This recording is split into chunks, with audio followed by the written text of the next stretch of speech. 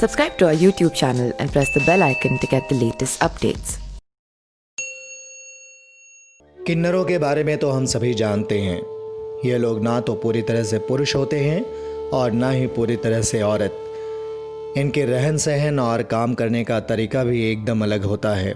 क्योंकि इनका कोई एक लिंग नहीं होता तो इसलिए यह लोग कुंवारे ही रहते हैं। हालांकि बहुत कम लोग यह बात जानते हैं कि किन्नर भी विवाह करते हैं, लेकिन इनका विवाह सिर्फ एक दिन का होता है। आइए आपको बताते हैं किन्नर आखिर किससे विवाह करते हैं। दरअसल किन्नरों के विवाह की कहानी शुरू हुई थी महाभारत से। जब महाभारत के युद्ध की घोषणा हुई तो पांडवों ने माँ काली की पूजा की।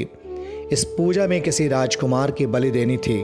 कोई भी व्यक्ति बलि देने को तैयार नहीं हो रहा था।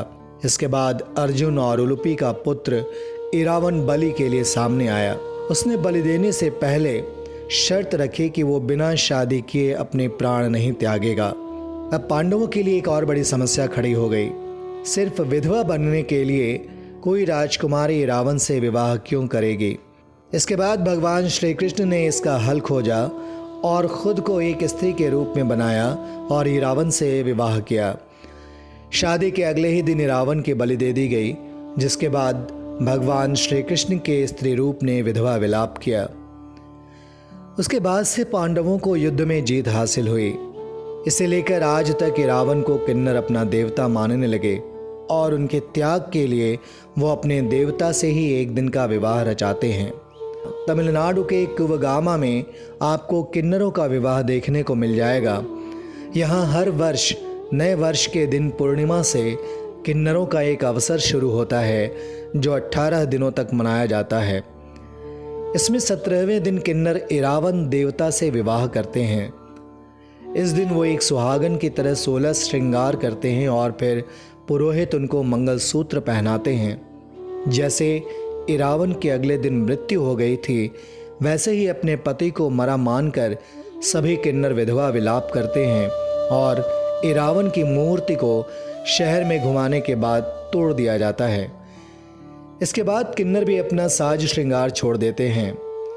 किन्नरों की पहचान महाभारत और रामायण काल से की जाती रही है। भीष्म पितामह को युद्ध में परास्त करना असंभव था और उनकी मृत्यु केवल शिखंडी ही करा सकता था।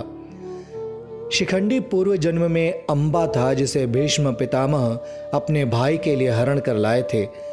बाद में उसके मन में किसी और के लिए प्रेम है यह जानकर उसे छोड़ दिया था। अंबा को किसी का साथ न मिला तो उसने भीष्म पितामह से विवाह की इच्छा जताई।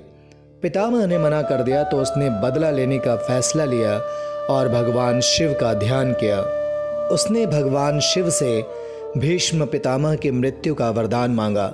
भगवान ने उसे वरदान देते हुए कहा कि अगले जन्म में तुम स्त्री के रूप में ही जन्म लोगी, लेकिन युवा होते ही तुम्हारा शरीर पुरुष का हो जाएगा और फिर तुम भीष्म पितामह को मार पाओगी।